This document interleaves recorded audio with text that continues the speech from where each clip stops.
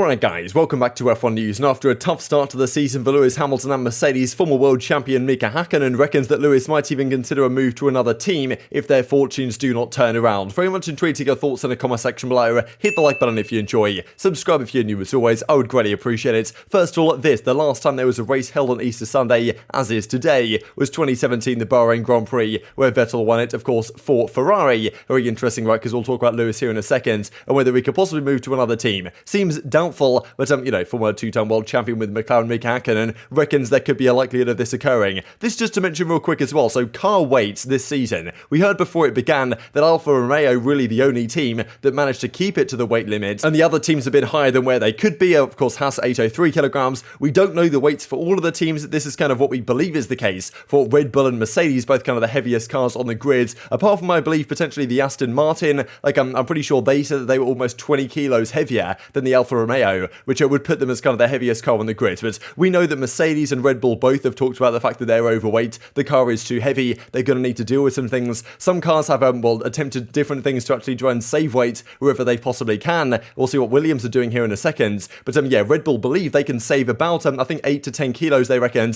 based on some new parts they can use as lighter weight materials. Now maybe the other teams can try something similar as well, but certainly that's going to be a key piece of the upgrades, because save of about 10 kilos could be worth a few tenths a second per lap. This is what Williams have been doing to try and mitigate it. This is comparing their pre-season tests with their car at the Australian Grand Prix. You can see that quite a lot of the car used to be painted, and now it's not anymore. The wing, the back of the car, the kind of side pods right here, even the nose at the front on the wing, and the paint is no longer there, which I'm pretty sure if you reduce the paint, even the paint is like a factor here for weight. If you can reduce it to the degree that you can, that can save you a few hundred grams on the car as a whole, which is going to save you maybe over the course of a race, it might even save you a second or so, or a couple of seconds, which is, obviously going to be a big deal. So very interesting stuff. The teams, I'm sure, are going to try this, but that's been a major concern so far this year with all the additional safety things and just the way these regulations now work. The cars are heavier than they have ever been, right? So getting to the weight limit is a challenge for pretty much all of these teams at the present time. Let's talk Ferrari real quick, because of course there has been plenty of talk the last few weeks or so. What are they going to do about Carlos Sainz? He's kind of signing a new contract, we believe, over the coming weeks here, but still, after a much poorer start to the season than Charles Leclerc has had,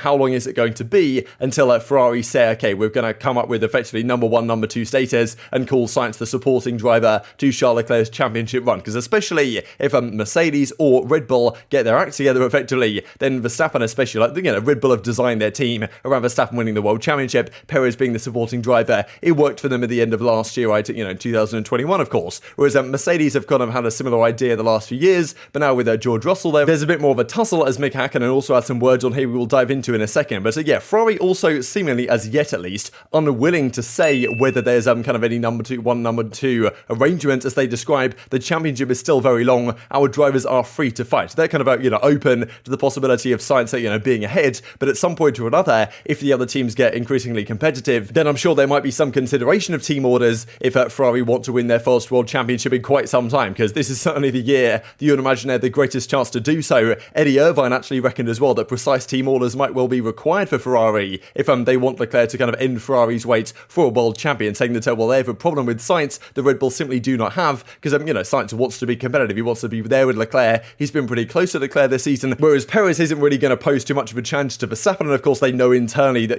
the way the situation works over there, right, and that's just how it's been the last couple of years. And of course Perez as well so far this season has probably looked better than he has done previous years in comparison to Verstappen as well. So definitely an interesting discussion, but as the season progresses, if Verstappen gets increasingly competitive in the Red Bull, if the car actually finishes races, they are going to have to consider about Sainz taking points off Leclerc, which of course he did last year and outscored Leclerc over the course of the season. That's a consideration that Ferrari have to have when fighting for the World Drivers' Championship. Just a few words from Mattia Binotto as well on this one, because upgrades for Imola, we believe that some of these teams have updates ready to go, but they don't generally want to bring them to Imola because there's only one practice session, as he described right here. If we look at ourselves, there will be not much to gain in Imola, just because we don't think it will be the right place, or not much we're going to bring to Imola. We'll try and mitigate the issues we've had so far. I think the bouncing that's affected our performance over the weekend, so they're going to try and deal with the issues they have more than bring upgrades. As they described, there will be further upgrades later on in the season. That's going to be their plan. But let's talk Mercedes, right? Total Wolff has kind of said, look, we're still confident in the design of the car. There has been some talk about, okay, is this whole no side pod design actually going to work for them? Do they have to go back to square one? Is it too late to cure their problems? I think Total Wolff yesterday said something like he reckons that maybe a 40% chance of them making the comeback and winning the championship, but he reckoned even himself that might be pretty optimistic given the deficit they currently have. And even if they make up the deficit they currently have, of course, Ferrari and Red Bull are just going to sit back and wait for them to catch up. They're also going to be making their own upgrades as well. Even if they can catch up, because we saw yesterday that seemingly some discrepancies between the data they see on the track and the data they see in the simulator, that of course isn't particularly ideal. Now, Mika Häkkinen has some words on what he thinks about Lewis Hamilton, right? Because of course, 7-time world champion, he wants to get his 8th championship before he retires, like eclipse Michael Schumacher effectively. And this year it doesn't seem all that likely that he's going to be able to manage it, right? He's currently 5th in the driver's standings. Leclerc has a significant advantage, and even if Mercedes turn things around very quickly, which is incredibly unlikely anyway, it's going to take an awful lot for Hamilton to overturn that. And also he's got to deal with his teammate in Russell being more competitive, right, than I guess Valtteri Bottas has been. And well, Mika Häkkinen makes some words very clear on it. He can only imagine how much Hamilton is effectively sulking behind the scenes. Now look, whether this is the case or not at all, because Hamilton from a public facing perspective has been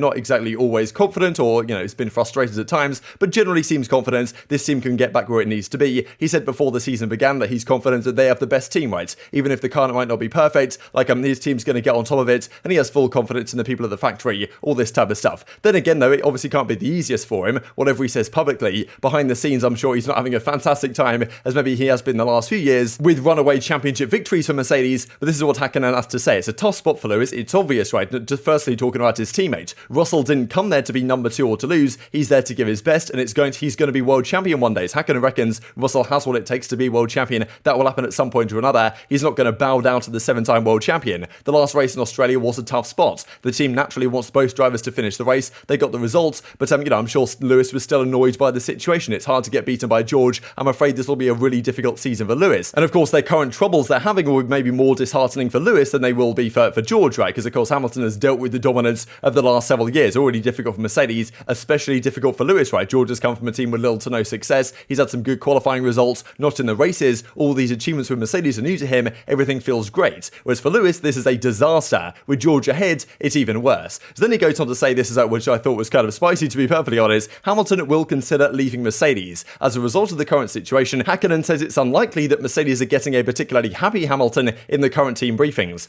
Which I think makes sense, right? Of course, Hamilton isn't going to be happy when the team isn't winning, but I wonder how Lewis behaves in the team meetings. I bet he's sulking. I can imagine it. Lots of complaining and whining. With Mercedes unlikely to be able to turn things around in time to launch a World Championship bid, Häkkinen reckons Hamilton might be considering departing for his team when his contract expires at the end of 2023. Of course, you do have to wonder whether at the end of next season Hamilton even continues wanting to race, right? But still, if he's there ready to go, Alonso, of course, a few years older than Hamilton, still seems to have what it takes at certain weekends. This is the natural thought process of drivers. Should I go somewhere else? It's a fact. He's been at Mercedes for years, won multiple championships. Now that things are not going well, he'll start thinking of switching teams. So will Hamilton think of switching teams? Of course, it might be a thought in his mind, whether he's thinking, okay, Ferrari, they're looking pretty good, let's just go over there. Of course, that made a great decision when he went from McLaren to Mercedes initially, paid off massively for him. It does seem somewhat hard to believe that he won't finish his career at Mercedes, but of course, over the next couple of years, if we do get a period, right, because of course they dominated the last several years, and it often can take teams quite a bit of time to get back to form, right? We expected these regulations to switch things up. Ferrari currently on top, Mercedes are a little bit behind, right, and it might take them a good few years to get to a position where George Russell can win a world championship, as Häkkinen is saying. So maybe Hamilton thinks, well, look,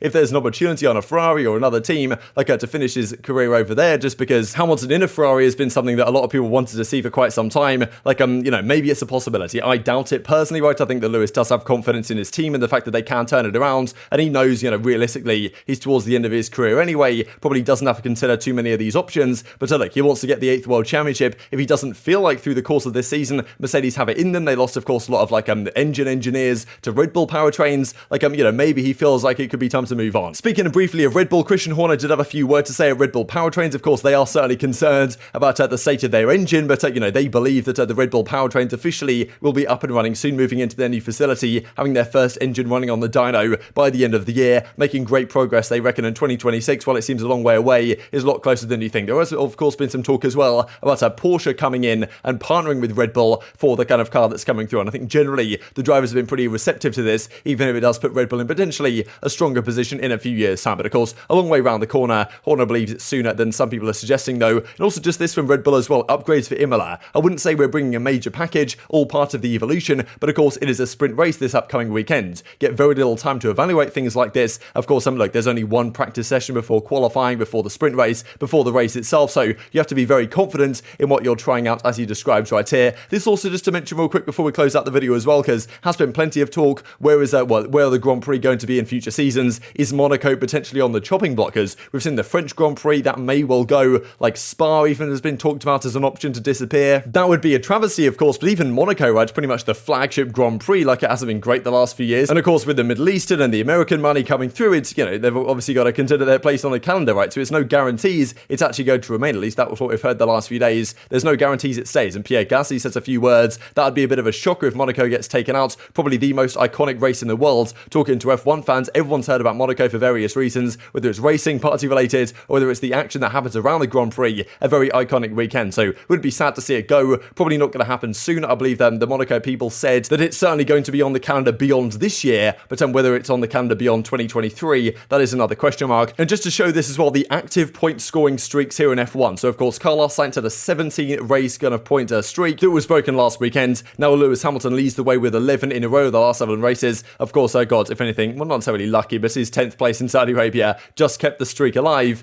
But yeah, from Russia 2021 to Australia 2022, we've got Charles Leclerc right behind him on 10, then Esteban Ocon, or consistency, baby. But very much intrigued to your thoughts and all this stuff in the comment section below. Hit the like button if you enjoyed, subscribe if you're new as always. Take care of yourselves, and I will see you next time.